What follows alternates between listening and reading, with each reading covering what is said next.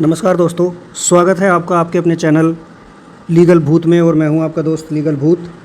आशा है आप सब हष्ट पुष्ट शानदार ज़बरदस्त जिंदाबाद होंगे। आज की इस वीडियो में हम बहुत ही महत्वपूर्ण टॉपिक पर बात करेंगे। अगर आपके ऊपर भी फॉल्स डोमेस्टिक वायलेंस का केस हो गया है तो उसमें आप अपने बचाव में अपने पत्नी से किस तरह से क्रॉस क्वेश्चंस करेंगे, कैसे क्रॉस एग्जामिनेशन को आप कंप्लीट करेंगे जिससे कि आप झूठ को बाहर लेकर आ पाएँ। वैसे तो हर एक मामले में डिपेंड करता है घटनाओं पर और अलग अलग सर्कमस्टांसेस पर कि क्रॉस क्वेश्चंस वेरी कर सकते हैं, लेकिन फिर भी हम कोशिश करेंगे कुछ ऐसे कॉमन क्वेश्चंस निकालने का जो कि आवश्यक रूप से पूछे जाने चाहिए।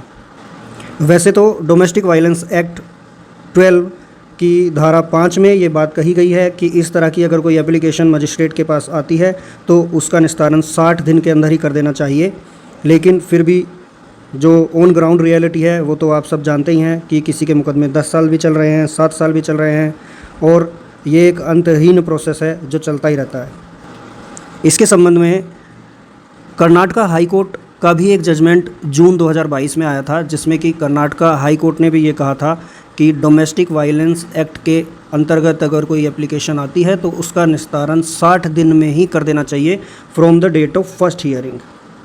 तो यहाँ पर मैं आप लोगों को एक बात ज़रूर बता देना चाहता हूँ कि अगर आपका भी मुकदमा बहुत देरी से चल रहा है और उसका निस्तारण नहीं हो पा रहा है और आप इंटरिम मेंटेनेंस अगर उसमें लग गया है और वो दिए जा रहे हैं तो यहाँ पर आप डोमेस्टिक वायलेंस एक्ट 12 की धारा 29 के अंतर्गत सेशन कोर्ट को भी एक एप्लीकेशन दे सकते हैं कि मेरे केस को चलते हुए इतना टाइम हो गया है और आप प्लीज़ इस केस को डे टू डे हियरिंग की इंस्ट्रक्शंस दे दीजिए जिससे कि इस केस को जल्दी से जल्दी ख़त्म किया जा सके। वहीं पर आप हाई कोर्ट में भी एक्सपीडाइट ऑर्डर के लिए एप्लीकेशन दे सकते हैं।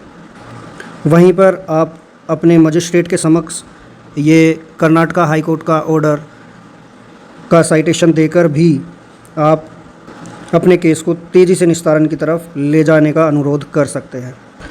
तो दोस्तों चलते हैं आज के टॉपिक की तरफ, लेकिन इससे पहले अगर आपने मेरे चैनल को सब्सक्राइब नहीं किया है तो आप मेरे चैनल को सब्सक्राइब कर लें और मेरे मोटिवेशन को बढ़ावा दें जिससे कि इस तरह की इन्फॉर्मेटिव वीडियो मैं आपके लिए ला सकूं और सबसे पहले आपको इस तरह की इन्फॉर्मेटिव वीडियो मिल सके। धन्यवाद। तो शुरू करते हैं आपके आज के टॉपिक को। अब यहाँ पर केस टू केस बहुत सारे सर्कमस्टांसेस हो सकते हैं, जैसे कि कई बार पत्नी अपने घर जाकर बैठ जाती है, कोई मुकदमा फ़ाइल नहीं करती है और उसके बाद जैसे ही आप डिवोर्स फाइल करते हैं तो वो काउंटर केस में डीवी कर देती है। या फिर ऐसा भी होता है कि आपके साथ वो 1 दिन रही, 2 दिन रही, 1 हफ़्ता रही, 2 साल रही और उसके बाद उसने डोमेस्टिक वायलेंस का केस आपके ऊपर और आपके परिवार के ऊपर फाइल कर दिया। तो यहीं पर हम चलते हैं सबसे पहले अपने क्वेश्चन नंबर 1 की तरफ। तो हमारा पहला क्वेश्चन होगा, आप अपने पति के साथ कितना टाइम रही? तो अब पहला केस तो ये हो सकता है कि वो आपके साथ 2 दिन, 10 दिन, 1 हफ़्ते, 1 महीने रही। तो यहाँ पर आप सीधा इसका मतलब ये है कि इतने कम समय में कोई कैसे जान सकता है कि आपके साथ डोमेस्टिक वायलेंस हुई है। और वहीं पर एक दूसरा केस है कि वो कहती है कि मैं 2 साल रही, 3 साल रही, 1 साल रही। तो इस बीच में आप उनसे क्वेश्चन पूछ सकते हैं कि आप इतना टाइम क्यों चुप रही, क्या आपने कहीं कोई कंप्लेंट की? तो यहाँ पर आप सच को बाहर ला सकते हैं। और कई बार ऐसा भी होता है कि पति पत्नी अलग रह रहे होते हैं किसी अलग शहर में और सास ससुर और अन्य रिश्तेदार वो एक अलग लोकेशन पर रह रहे होते हैं, लेकिन जब डोमेस्टिक वायलेंस का केस फाइल किया जाता है तो वहाँ पर सभी के नाम को ही कंसिडर किया जाता है और सभी का नाम उस डीवी के मुकदमे में डलवा दिया जाता है जिससे कि सभी को हैरेसमेंट किया जा सके। तो अब यहाँ पर आपका क्वेश्चन ये भी हो सकता है कि आपके साथ कौन कौन रहता था, आप अपने रिश्तेदारों के साथ कितना टाइम रही, क्या आप अकेले रहते थे? तो अब यहाँ पर आप इस तरह से सच को बाहर ला सकते हैं। वहीं पर आप उनसे क्वेश्चन पूछ सकते हैं कि डोमेस्टिक वायलेंस में जो आपके साथ हुआ है, जो आप बता रही हैं, वो किस तरह का टॉर्चर था, किस किस ने कैसे कैसे आपको टॉर्चर किया। वहाँ पर आप उनसे नाम पूछ सकती हैं कि किस किस ने आपको टॉर्चर किया था, उनके नाम बताइए। अब यहाँ पर कई बार ऐसा होता है कि जिनके नाम दिए गए होते हैं स्टार्टिंग में एप्लीकेशन में वो नाम नहीं लेती है या उनके अलावा किसी और का नाम लेती है, क्योंकि झूठ तो झूठ होता है और झूठ को याद रखने की ज़रूरत पड़ती है, सच को याद रखने की ज़रूरत नहीं पड़ती है। तो यहाँ पर गलती की पूरी संभावना है और अगर वो इस तरह की गलती करती है अपने बयानों में तो ये कम्प्लीटली आपके फेवर में ही जाएगा। अब चलते हैं दूसरे क्वेश्चन की तरफ। आपका दूसरा क्वेश्चन होगा कि DIR रिपोर्ट, जो डोमेस्टिक इंसिडेंट रिपोर्ट है, जो डीपीओ महोदय के ऑफिस जाकर आपने बनवाई थी, क्या आप उनके साथ गए थे? क्या वो आपको लेकर गए थे? आपने उन्हें अपने मेडिकल्स दिए थे या नहीं दिए थे? उस टाइम पे क्या आपके पति के पड़ोसियों के बयान लिए गए या आपको अपने ससुराल ले जाया गया या उन लोगों को डोमेस्टिक इंसिडेंट रिपोर्ट तैयार करते हुए बुलाया गया या नहीं बुलाया गया? तो यहाँ पर भी जब जो बयान वो देंगी वो DIR रिपोर्ट से वेरी करेंगे, तो ये भी आपके फेवर में जा सकता है। तीसरा क्वेश्चन आपका होगा कि आपको अगर असॉल्ट किया गया तो मेंटली फिज़िकली कैसे आपको असॉल्ट किया गया, किस चीज़ से आपको मारा गया, क्या आपने मेडिकल कराया, क्या आपने शोर मचाया, इसके बारे में आपके पति के घर के पड़ोस में कौन कौन जानता है? क्या कोई ऐसा है जिसने इस तरह का कुछ होता हुआ देखा था? तो ये क्वेश्चंस भी आप पुटअप कर सकते हैं। वहीं पर एक बहुत ही महत्वपूर्ण क्वेश्चन आप उनसे पूछ सकते हैं कि अगर आपके साथ इस तरह का असॉल्ट हो रहा था फिज़िकली मेंटली, तो आपने भी किया होगा। आपकी सासू माता ने हमें बताया है कि आपने उन्हें भी बहुत मेंटली और फिज़िकली असॉल्ट किया है। अब इस बात से वो तिल मिला जाएंगी और जैसे ही वो तिल मिलाएंगी उनका गुस्सा उनके दिमाग पर हावी हो जाएगा और जो भी वो रट के आ रही हैं अपने बयानों को, वो वहाँ पर उनका आधा दिमाग काम करना बंद कर देगा। और गुस्से में इंसान हमेशा सच बोलता है।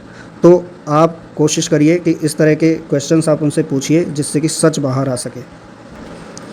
तो यहीं पे आपका अगला क्वेश्चन होगा कि क्या आपके पति को कोई बीमारी थी या आपके इन लॉज को कोई बीमारी थी या आपको कोई बीमारी थी जिसका ट्रीटमेंट आपने कराया, आपके पति ने कराया, किसने उसका पेमेंट किया? और वहीं पर आप ये भी उनसे पूछ सकते हैं कि क्या आप जानते हैं आपके इन लॉज़ की उम्र क्या है? और अगर वो सीनियर सिटीज़न थे और वो बीमार थे तो एक बीमार और सीनियर सिटीज़न पर्सन इनको कैसे असोल्ट कर सकता है फिज़िकली या मेंटली? उल्टा आप ये कह सकते हैं कि तुम्हारे इन फेक केसेस की वजह से और तुम्हारे नेचर की वजह से वो लोग आज भी डिप्रेशन में हैं और उन्हें अलग अलग टाइप की बीमारियों ने घेर लिया है। अब यहीं पर आपका अगला क्वेश्चन हो सकता है कि आपने अपनी ननद और अपने ननद के पति का यहाँ पर नाम लिखाया है, तो क्या आपकी ननद अगर शादीशुदा है तो वो अपने पति के साथ रहती होंगी? उन्होंने वहाँ से आपको किस टाइम आके, किस डेट पर आके उन्होंने आपको असोल्ट किया? उन्होंने कैसे आपको असोल्ट किया? दूसरा, आप उनसे ये पूछ सकते हैं कि क्या आपकी जो ननद हैं वो शादीशुदा हैं? अगर वो अनमैरिड हैं तो वो कहाँ रहती हैं? आप उनके साथ कैसे रहते थे? तो यहाँ पर इस तरह के क्वेश्चंस पुटअप किए जा सकते हैं जिनसे कि आप, अगर वो एक डेट वहाँ पर बता देती हैं कि मुझे इस पर्टिकुलर डेट पर मारा पीटा गया या मेरे साथ असॉल्ट किया गया, तो उस डेट पे अगर ननद या फिर कोई अन्य अक्यूज़्ड किसी और लोकेशन पर था तो आप उनके लोकेशन का प्रूफ लगाकर ये पूरा प्रूव कर सकते हैं कि ये पर्सन उस टाइम पे उस लोकेशन पर नहीं था और उनके बयानों को आप झूठा साबित कर सकते हैं। अब यहीं पर आप अगला क्वेश्चन पुटअप कर सकते हैं कि क्या आप अपने पति पर आपने सास ससुर से अलग रहने का दबाव बनाती थी? तो जनरली वो कहेंगी नहीं। अब ठीक है, अगर वो कहती हैं नहीं तो इससे उनका गुस्सा और ज़्यादा बढ़ेगा। और अगर उन्होंने कहा कि हाँ मैं ऐसा कहती थी और मैं उनके साथ नहीं रहना चाहती थी, तो ये चीज़ तो वैसे ही आपके फेवर में हो गई। वहीं पर आप उनसे पूछ सकते हैं कि आपको कहाँ कहाँ घुमाने ले जाया गया था, आप हनीमून पे कहाँ गई थी? तो वो यहाँ पर बताएंगे कि यहाँ गए थे, वहाँ गए थे। दूसरा, इस तरह के एविडेंसेस भी आपके पास होंगे, train ticket, flight ticket, hotel के बिल, तो उनसे भी आप ये प्रूव कर सकते हैं। और यहाँ पर आप अपना इंटेंशन कोर्ट के सामने रख सकते हैं कि अगर मैं इसको असोल्ट करता था तो मैं इसे घुमाने क्यों लेके जाऊँगा। वहीं पर आप उनसे पूछ सकते हैं कि आपको आपके पति के द्वारा या आपके इन लॉज़ के द्वारा कोई गिफ्ट दिए गए थे और वो गिफ्ट्स किस तरह के थे? जनरली वो कहेंगी नहीं, मुझे कोई गिफ्ट नहीं दिए गए। तो उसके भी एविडेंस आप प्रोड्यूस कर सकते हैं, क्योंकि कई बार ऐसा होता है कि मैरिज एनिवर्सरीज़ पे और बाकी बर्थडेज़ पे जब भी कोई गिफ्ट दिया जाता है तो उस गिफ्ट को देते हुए कुछ फ़ोटोज़ क्लिक किए जाते हैं। वो फ़ोटो उस टाइम पे आपको बहुत ही काम आने वाले हैं। अगला क्वेश्चन आप उनसे पूछिए कि क्या आप अपने पति के साथ रहना चाहती हैं? ऐसा करिए, मुकदमे जितने भी आपने कर रखे हैं इनको सबको विड्रॉ करिए और अपने पति के साथ वापस जाइए। वो तो आपको अपने साथ रखना चाहते हैं। तो वो कहेंगी कि अब ऐसा तो वो कह नहीं सकती हैं कि ठीक है मैं जाती हूँ, क्योंकि ऐसे करने पे तो सारे मुकदमे उन्हें विड्रॉ करने पड़ेंगे। अब यहीं पे अगर वो कहती हैं कि नहीं मैं नहीं जाना चाहती हूँ, तो उन्होंने जो स्टार्टिंग में पिटीशन दिया था इंटरिम मेंटेनेंस के लिए और डोमेस्टिक वायलेंस का जब उन्होंने केस किया था, तब उन्होंने उसमें 100% ये लिखा होगा कि मैं तो रहना चाहती थी, मैं अपने वैवाहिक जीवन का निर्वाह अच्छे से कर रही थी, लेकिन मुझे मेरे पति ने और मेरे इन लॉज़ ने घर से भगा दिया। मैं उनके साथ रहना चाहती हूँ, लेकिन वो मुझे नहीं रखना चाहते हैं। तो यहाँ पर 100% कॉन्ट्राडिक्शन हो जाएगा बयानों में और पिटीशन में। ये 101% आपके फेवर में ही जाएगा। अब यहीं पर आप उनसे कहिए कि आपके पति ने कुछ ऐसे एविडेंस प्रोड्यूस किए हैं जो कि ये प्रूव करते हैं कि आप किसी और के साथ अफेयर में थी, क्योंकि कई बार केसेस में ऐसा होता है कि पत्नी किसी और के साथ अफेयर में होती है और पति के साथ उसके एविडेंसेस होते हैं, जैसे कि कुछ photos, locations, chats and call recordings. तो वहाँ पर आपके वकील साहब जब उन्हें बोलेंगे कि इस तरह के कुछ एविडेंस हमारे पास हैं, तो क्या आप अफेयर में थी, वो 100% कहेगी नहीं, ऐसा नहीं था, और उसे गुस्सा भी आएगा। अब गुस्से में वो कुछ भी बोलेगी और वो जितना भी बोलेगी वो सब आपके काम आने वाला है। वहीं पर उसके ना करने पर आप एविडेंस प्रोड्यूस करिए कोर्ट में और उसकी सच्चाई को कोर्ट के सामने लाइए। तो दोस्तों, इस तरह के कुछ कॉमन क्वेश्चंस थे जिनको हमने डिस्कस किया। ये सभी आप डोमेस्टिक वायलेंस के क्रॉस एग्जामिनेशन में पूछ सकते हैं। बाकी तो जो फैक्ट्स हैं, जो घटनाएं हैं, वो अपने केस को आप सबसे बेहतर जानते हैं। तो आप इस तरह से अपने डोमेस्टिक वायलेंस की जो पिटीशन है उसको कई बार पढ़िए ध्यान से, और जेन्युइनली मैं आपको बता रहा हूँ, आप उसमें ऐसा बहुत सारे फैक्ट्स आप निकाल लेंगे जो कि क्रॉस क्वेश्चनिंग में झूठ की धज्जियाँ उड़ा देंगे। तो दोस्तों, इसी के साथ आज की वीडियो को यहीं पर समाप्त करते हैं, और मेरा आपसे ये अनुरोध है कि अगर आपने मेरे चैनल को सब्सक्राइब नहीं किया है तो इस तरह की इन्फॉर्मेटिव वीडियोज़ को सबसे पहले देखने के लिए आप मेरे चैनल को सब्सक्राइब करिए और बेल आइकन को हिट कर दीजिए, जिससे कि नोटिफिकेशन सबसे पहले आपको मिल सके। धन्यवाद। Thanks for watching.